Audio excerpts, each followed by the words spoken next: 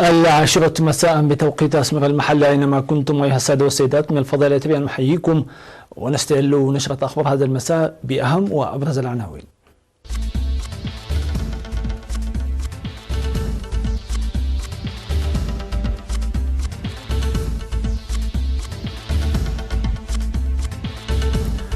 جوائز للمعلمين القدامى والنموذجين في الإقليم الأوسط.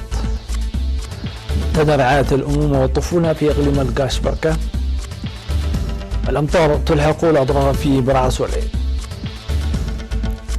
الرئيس الكردي يلتقي رئيس الوزراء ويصح حول العلاقات الثنائية بين البلدين. ودونالد ترامب يطلب من أوكرانيا والصين التحقيق في أنشطة بايدن. قتلى في هبوط طائرة اضطراريا في أوكرانيا. أهلا بكم إلى التفاصيل. شهدت مناسبة الاحتفاء باليوم العالمي للمعلم التي جرت بمديرية قرب أسمر تكريم 110 من المعلمين القدامى والنموذجيين، وقدمت لهم الجوائز والكؤوس والميداليات والشهادات التقديرية والمالية. وأوضح مسؤول التعليم في المديرية الأستاذ دوغول هبت سلاسي في المناسبة أن التدريس مهنة تتعلم فيها أثناء التدريس والدخول في البحوث والدراسات المتواصلة، وهي مهنة عزيزة لبناء الأجيال. وقال أن التعريف وتقديم الجوائز لحوالي 87 من قدامى المعلمين الذين درسوا دون كلل لأكثر من 40 عاما و23 معلما شابا نموذجيا يشجع المعلمون الجدد. وأوضح مسؤول جمعية المعلمين في الإقليم الأوسط الأستاذ أفورقي قبرص قابهر أن جهود الجمعية متواصلة للنماء وتطور التعليم وإنتاج معلمين نموذجيين. من جانبه أوضح مسؤول مكتب التعليم في الإقليم الأوسط الأستاذ بلاي هبت قابر أن جهود تقرير التعليم نوعيا تحقق نتائج مرضية، داعيا قدام المعلمين والنموذجيين لنقل خبراتهم للمعلمين الشباب البالغ عددهم أكثر من 60%. وقال المعلمين القدامى أن العمل في التدريس يجب أن يكون مسؤولا باعتباره عمل أخلاقي. واحتفى بالخامس من أكتوبر اليوم العالمي للمعلم للمرة 26 على مستوى العالم و23 على مستوى البلاد. انعقد يومي الثاني والثالث من أكتوبر بمدينة بارونت منتدى لرعاية الأمومة والطفولة في إقليم القاشبركة. وأوضح مسؤول مكتب وزارة الصحة في إقليم القاشبركة الدكتور حيولوم كدان أكد في افتتاح المنتدى أن وزارة الصحة تعمل بالتعاون مع شركاء لضمان صحة الأسرة عامة والأمومة والطفولة خاصة، وأن الإنجازات التي تحققت نتاج ذلك مؤكدا تنفيذ أعمال فعالة لرعاية الأمومة والطفولة، ونظم المنتدى للدفع بهذه الجهود.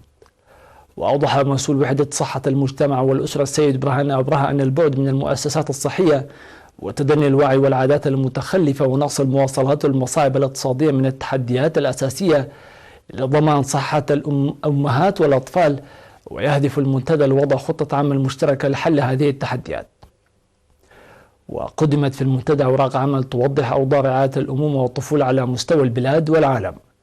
وأوضحت المدير العام لصحة الأسرة والمجتمع في وزارة الصحة الدكتورة برهانة هايله أهمية وآنية المنتدى، موضحة قيام وزارة الصحة بالدعم والمتابعة اللازمين في الخطة المعدة للتعرف على معوقات رعاية الأمومة والطفولة وحلها.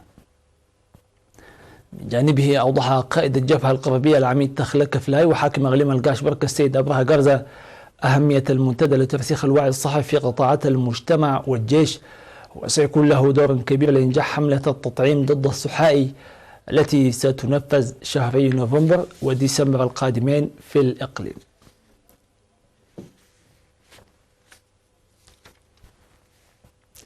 يقوم المزارعون المنضوون في جمعية بمديرية حلحل بجهود لتطوير الزراعة المروية.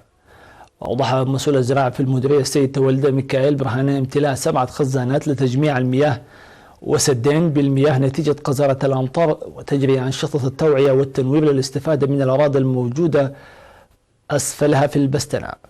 وطالب المزارعون سد احتياجاتهم من المبيدات وتخفيف مشكلة المواصلات.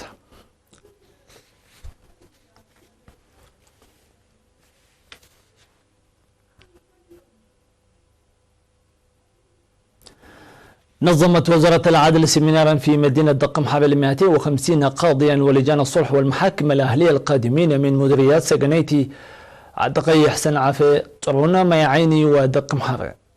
السيمينار الذي أشرف عليه خبراء القانون من المكتب المركزي للوزارة والقضاة من محكمة مديرية دقم حارة تناول الإصلاحات الهيكلية والعملية العدلية وغيرها. وأوضح المشاركون بأن السيمينار التنويري الذي عقد ليومين يساعد في العمل وحل التحديات.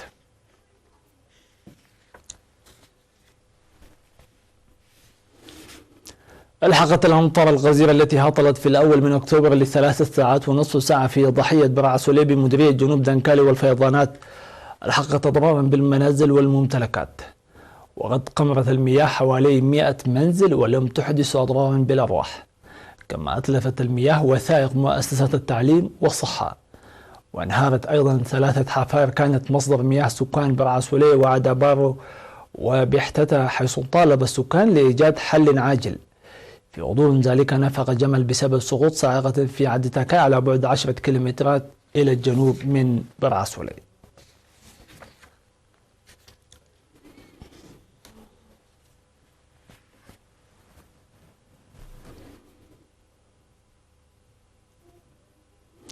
سيداتي سادتي، لا فاصل مسمى نوافيكم بالأنباء العالمية، فتفضلوا بالبقاء معنا.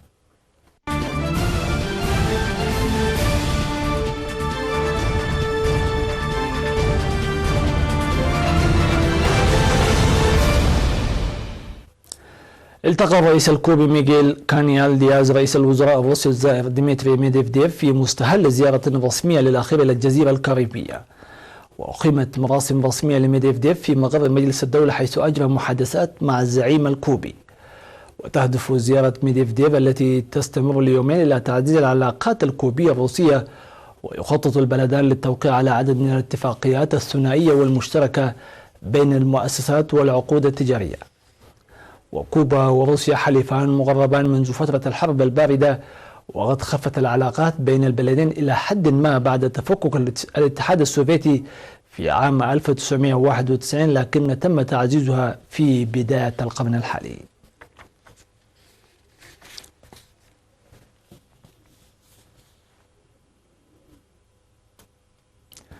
قال الرئيس الأمريكي دونالد ترامب أنه يريد من أوكرانيا والصين التحقيق في أنشطة منافسه السياسي نائب الرئيس السابق جو بايدن وابنه، في دفاع علني على تصرف دفع الديمقراطيين في الكونغرس لبدء إجراءات مساءلته تمهيدا لعزله.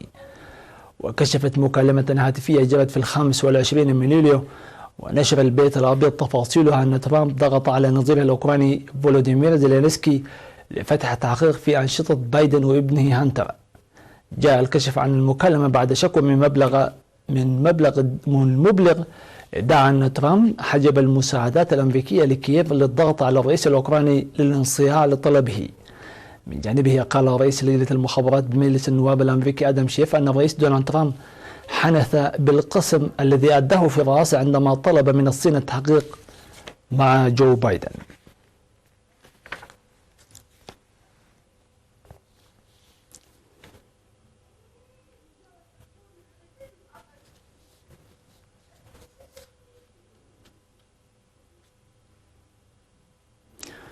أعلنت وزارة البنية التحتية الأوكرانية مقتل 4 أشخاص في حصيلة أولية جراء هبوط اضطراري بعد نفاذ الوقود لطائرة في أوكرانيا. وذكرت الوزارة أن الطائرة من طراز أنتونوف 12 هبطت بالقرب من مدينة لوفوف في أوكرانيا.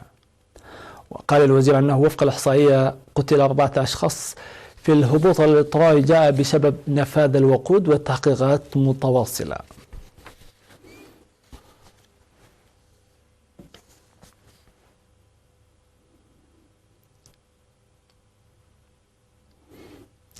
عاد رائد الفضاء الإماراتي هزاع المنصور الذي دخل التاريخ لكونه أول مواطن من دولة عربية يقيم في محطة الفضاء الدولية إلى الأرض بعد مهمة تواصلت 8 أيام. وحط المنصوري الذي استقبل بطلا في بلاده في سهوب في كازاخستان في مركبة سويز برفقة الأمريكي نيك هايغ والروسي أليكسي أوفتشين. وأمضى هزاع المنصوري 8 أيام في محطة الفضاء الدولية منذ وصوله في 25 من سبتمبر، في حين أمضى هايغ وأوفتشين 103 أيام في المحطة. أما الرائدان الروسية أوليغ والأمريكية جيسيكا مير اللذان رافقاه في الرحلة ذهابا فسيعودان إلى الأرض في الربيع المقبل.